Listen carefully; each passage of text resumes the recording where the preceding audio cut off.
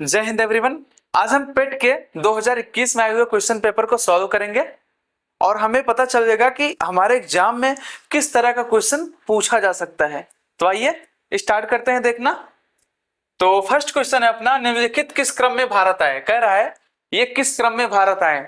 अगर बात करें टॉमस रो की, तो टॉमस रो जो है ये 1615 ईस्वी में भारत आया था। फायान की बात करें तो ये 399 में, कुछ किताबों में 402 भी दिखता है, ये 399 में भारत आया था। और वेनसोंग जो है 630 एडी में भारत आया था। ठीक है ना। अब कह रहा है कि किस क्रम में भारत आए ये। सबसे पहले कौन आया था? फायान, यानी कि सबसे पहले नंबर पे दूसरा।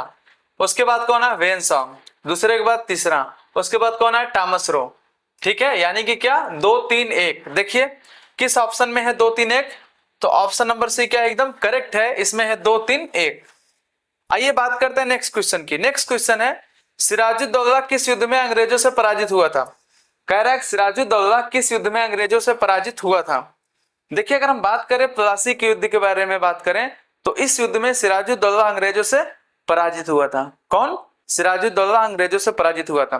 प्लासी का युद्ध कब हुआ था आप कमेंट करके बताएं। आइए बात करते हैं नेक्स्ट क्वेश्चन की। नेक्स्ट क्वेश्चन है अपना,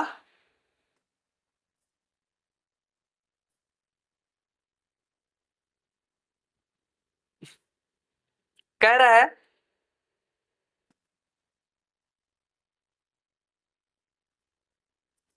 इनमें से कौन हड़प नीति का कट्टर समर्थक था। कह रहा है इनमें से कौन हड़प नीति का कट्टर समर्थक था। इनमें से कौन हड़प नीति का कट्टर समर्थक था। देखिए लॉर्ड डलहौजी, जो लॉर्ड डलहौजी है ना, ये हड़प नीति का एकदम कट्टर समर्थक था। ठीक है। आइए बात करते हैं नेक्स्ट क्वेश्चन की। नेक्स्ट क्वेश्चन है, भारतीय इतिहास में धन्वंतरी कौन था। धन्वंतरी कौन था भारतीय इतिहास में। धन्वंतरी एक चिकित्सक था। क्या था? चिकित्सक था। और चंद्रगुप्त विक्रमादित्य की सभा को वो सुशोभित करता था, यानी कि ये क्या है? चिकित्सक था। और ऑप्शन नंबर बी क्या है आपका? एकदम करेक्ट है। आइए बात करते हैं नेक्स्ट क्वेश्चन की। नेक्स्ट क्वेश्चन है अपना,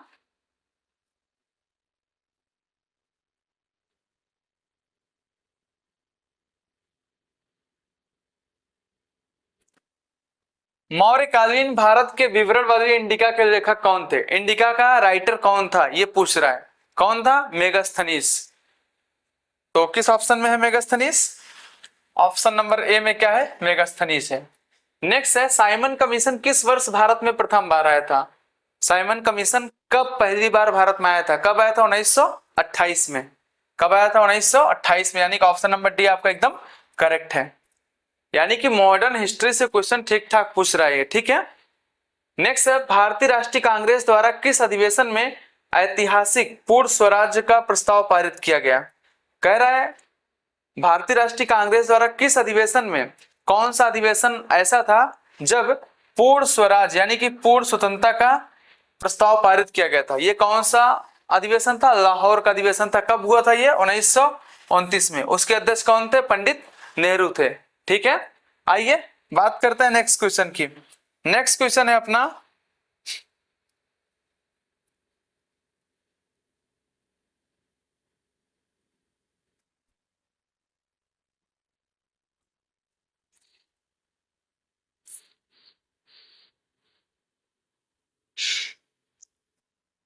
निम्न का मिलान करें। इंडियन नेशनल आर्मी, ये जो इंडियन नेशनल आर्मी है, इसकी स्थापना किसने किया था? इसकी स्थापना सुभाष चंद्र बोस ने किया था। किसने किया था? सुभाष चंद्र बोस ने। ठीक है। इन्होंने इसको रीऑर्गेनाइज किया था। गदर पार्टी, गदर पार्टी की स्थापना किसने किया था? लाला हरदयाल ने। मित्र मेला, इसकी स्थापना V D Savarkar. Home rule league, इसकी स्थापना एनी बेसेंट ने किया था। यानी कि क्या, एक का दो, ए का दो और बी का एक किसमें है? ए का दो देखिए इसमें है और बी का एक इसमें, यानी कि ऑप्शन नंबर बी आपका क्या हो जाएगा? एकदम करेक्ट हो जाएगा। ठीक है।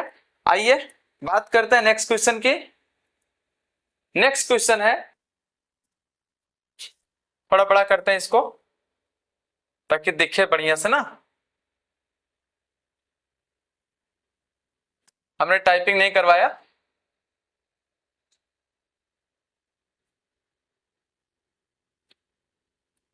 पूछ रहा है निम्न में से किसने महात्मा गांधी के खिलाफत आंदोलन से जुड़ने का विरोध किया? ऐसा कौन सा व्यक्ति था जिसने महात्मा गांधी के खिलाफत आंदोलन से जुड़ने का विरोध किया था? कौन था ऐसा? वो थे मोहम्मद अली जिन्ना। कौन थे? मोहम्मद अली जिन्ना थे। इन्होंने कहा कि जो है खिलाफत आंदोलन से हम नहीं जुड़ेंगे, ये जो है बहुत बेकार चीज है। आइए बात करते हैं नेक्स्ट क्वेश्चन की। नेक्स्ट क्वेश्चन है इनमें से कौन सा क्रांतिकारी संगठन काकोरी षड्यंत्र केस में शामिल था? काकोरी षड्यंत्र केस में कौन सा क्रांतिकारी संगठन शामिल था? उसका नाम था हिंदुस्तान रिपब्लिक एसोसिएशन, यानी कि HRA। ऑप्शन नंबर डी आपका क्या एकदम करेक्ट है। आप ये देखिए मॉडर्न हिस्ट्री से क्वेश्चन भर भर के आया हुआ है, ये बात दिमाग में रखिएगा। नेक्स्ट क्वेश्चन है आपका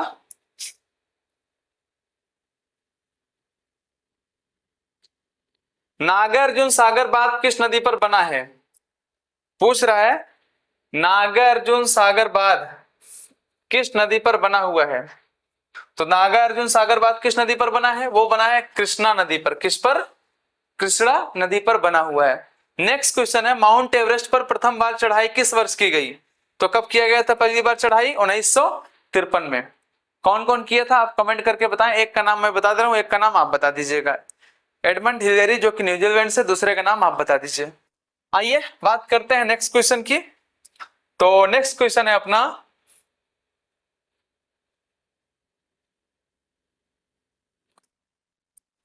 भरतपुर में स्थित पक्षी अभयारण्य या राष्ट्रीय उद्यान का नाम है? भरतपुर में, राजस्थान के भरतपुर में जो पक्षी अभयारण्य है उसका नाम क्या है? पूछ रहा है। उसका नाम क्या है? उसका नाम है केवलादेव घाना राष्ट्रीय उद्यान। क्या नाम है? केवलादेव घाना राष्ट्रीय उद्यान। नेक्स्ट क्वेश्चन है भिलाई इस्पात संयंत्र के लौह अयस्क का स्रोत है। भिलाई इस्पात संयंत्र का जो लौह अयस्क का स्रोत है वो कौन सा स्थान है? दल्ली राजहरा। कौन सा स्थान है? दल्ली राजहरा। आइए बात करते हैं नेक्स्ट क्वेश्चन की। नेक्स्ट क्वेश्चन है अपना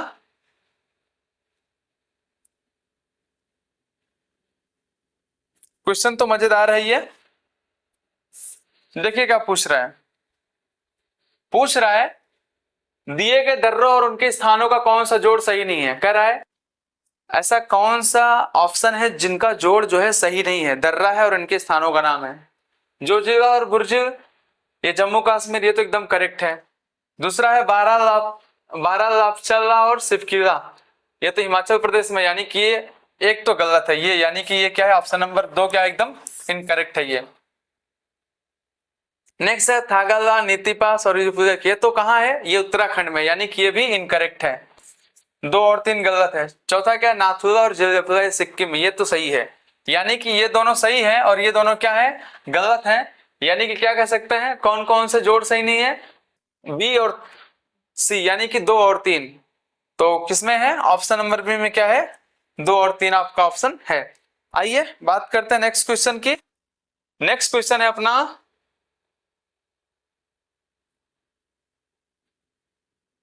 15 क्वेश्चन है इसमें। नेक्स्ट क्वेश्चन है 16th नंबर। थोड़ा इसको बड़ा करते हैं। हाँ, कह रहा है किसके बढ़ने के फलस्वरूप निजी निवेश में वृद्धि की अधिक संभावना होगी? कह रहा है इनमें से कौन सा चीज बढ़ेगा तब निजी निवेश में वृद्धि हो सकती है? तो नई पूंजी पर अनुमानित प्राप्ति। देखो भाई अगर नई पूंजी अगर बढ़ेगी ना, नई पूंजी पर अगर प्राप्ति बढ़ेंगे तो ऑटोमेटिक क्या होगा? निवेश में वृद्धि देखने को मिलेगा।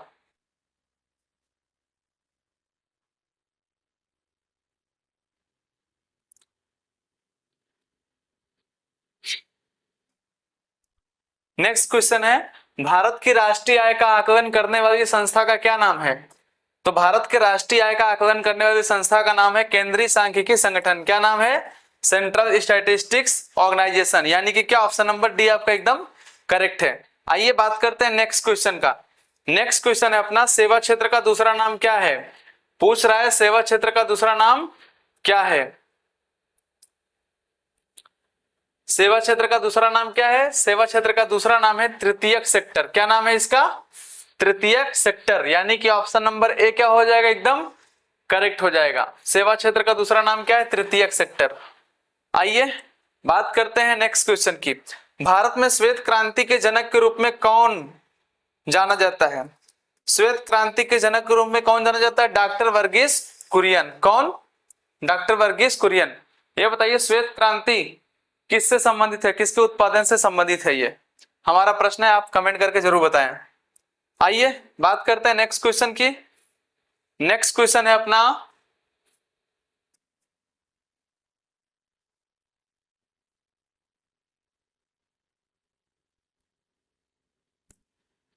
भारत में आर्थिक सुधार 1991 के दौरान पीएम कौन था? जब आर्थिक सुधार 1991 हुआ था उस समय पीएम कौन था? तो कौन था उस समय पीएम? पीवी नरसिम्हा राव। कौन था? PV Narasimha Rao. Next question है भारत के संविधान में इनमें से क्या राज्य सूची में शामिल नहीं है? मस्त क्वेश्चन है, गजब एकदम। कह रहा है भारत के संविधान में इसमें से ऐसा कौन सा पॉइंट है जो राज्य सूची में शामिल नहीं है? उसका क्या नाम है? ऑप्शन नंबर डी, यानी कि दंड प्रक्रिया संहिता। ये कहां शामिल नहीं है? राज्य सूची में शामिल नहीं है। आइए बात करते हैं नेक्स्ट क्वेश्चन की। नेक्स्ट क्वेश्चन है निम्नलिखित में से क्या भारतीय संविधान की मुख्य विशेषता नहीं है? कह रहा है निम्नलिखित में से क्या भारतीय संविधान की मुख्य विशेषता नहीं है? क्या नहीं है मुख्य विशेषता? प्रतिबद्ध न्यायालय या प्रतिबद्ध न्यायतंत्र। आइए बात करते हैं नेक्स्ट क्वेश्चन की। नेक्स्ट क्वेश्चन है अपना, अच्छा 22 क्वेश्चन तक हो गया है। नेक्स्ट क्वेश्चन है निम्न में से क्या भारतीय नागरिकों को आर्थिक न्याय प्रदान करता है? मस्त क्वेश्चन है ये एकदम। निम्न में से क्या भारतीय नागरिकों को आर्थिक न्याय प्रदान करता है? इनमें से ऐसा कौन सा चीज है जो इंडियन सिटीजन को आर्थिक न्याय प्रदान करता है? क्या प्रदान करता है? डीपीएसपी। क्या? डीपीएसपी।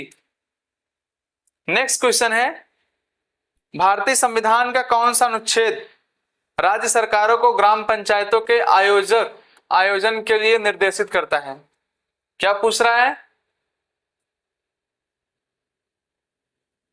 हम कह रहा है भारतीय संविधान का कौन सा आर्टिकल राज्य सरकारों को ग्राम पंचायतों के आयोजन हेतु निर्देशित करता है?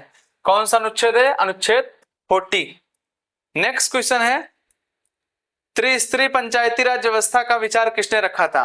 ये जो त्रिस्तरीय पंचायती राज व्यवस्था का विचार है इसको किसने रखा था? इसको रखा था बलवंत राय मेहता कमेटी ने। किसने रखा था? बलवंत राय मेहता कमेटी ने।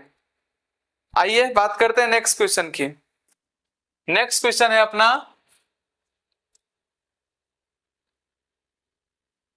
बिजली का प्रवाह सर्किट में कब होता है?